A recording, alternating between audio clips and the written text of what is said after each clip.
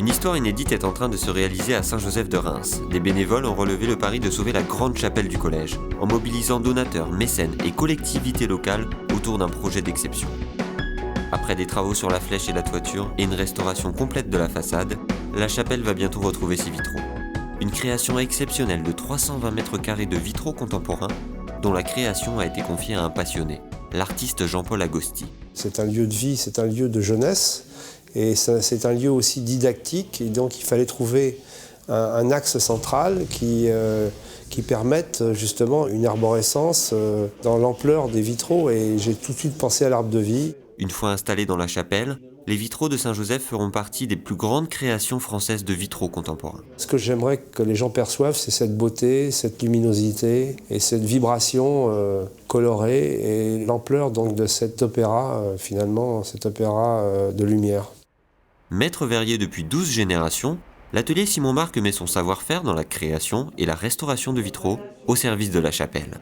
C'est un projet exaltant, excitant, avec beaucoup d'émulation au sein de l'équipe, qui nous a permis d'accroître les effectifs. Je trouve que c'est bien que l'atelier Simon, atelier Rémois, fasse une si belle œuvre dans sa ville.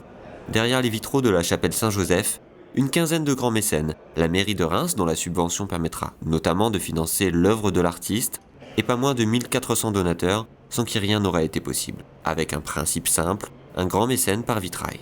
Les vitraux qui vont être mis après la rénovation de la chapelle elle-même, après la rénovation du bâtiment, incontestablement sont une œuvre artistique assez fabuleuse. Donc on s'est regroupé avec des cousins, des oncles, pour faire effectivement un vitrail de notre famille. Ces vitraux sont magnifiques et je voudrais dire aussi ce qui nous a intéressés dans cette opération, c'est que l'ensemble de ces travaux sont faits dans la région et je crois que pour une entreprise territoriale comme nous, faire travailler des artisans locaux, c'est magnifique.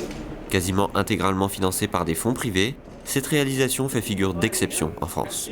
Sans les mécènes, sans la passion, sans la foi des gens que nous avons rencontrés pour ce projet-là, jamais nous n'aurions pu mener à bien ce projet. Jamais nous n'aurions pu faire travailler cet artiste. Jamais nous aurions pu donner 2 ans de chiffre d'affaires et de travail aux ateliers Marc. Jamais les ateliers Marc n'auraient pu investir dans des machines, dans des outils qui sont exigés par la technicité de l'œuvre de l'artiste. Donc il est indispensable de remercier les mécènes, de leur vouer une éternelle reconnaissance. Je dis éternelle parce que, sauf drame et guerre à venir, ces vitraux qui sont posés là grâce à eux sont là pour plusieurs centaines d'années.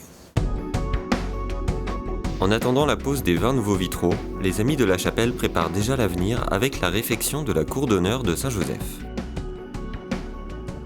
Classée par la ville de Reims sur la liste des monuments significatifs de l'histoire de la cité, cette cour doit aujourd'hui être restaurée d'urgence. La cour d'honneur à l'origine était la cour dans laquelle se passaient tous les événements de l'établissement. Aujourd'hui, nous avons des bâtiments qui sont dans un état de délabrement important dans la cour d'honneur, qui est pour tout le monde un souvenir absolument merveilleux. Et j'aimerais juste que vous puissiez nous aider à continuer cette entreprise.